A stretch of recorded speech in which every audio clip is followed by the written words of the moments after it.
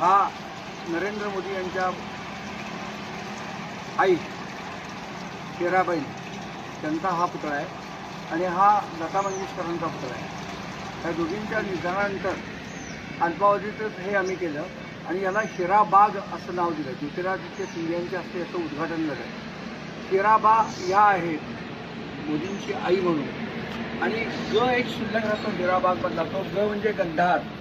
त्या हिराबाईंचा हिराबा आणखीन हा लता मंगेशकरमधला ग गंधार असं हे हिराबाग असं एक अद्भुत शिल्प आम्ही निर्माण केलं आणि मध्ये या दोघींना आशीर्वाद देण्याकरता भारत माता आहे आणि हे भारत मातेचं शिल्प आहे.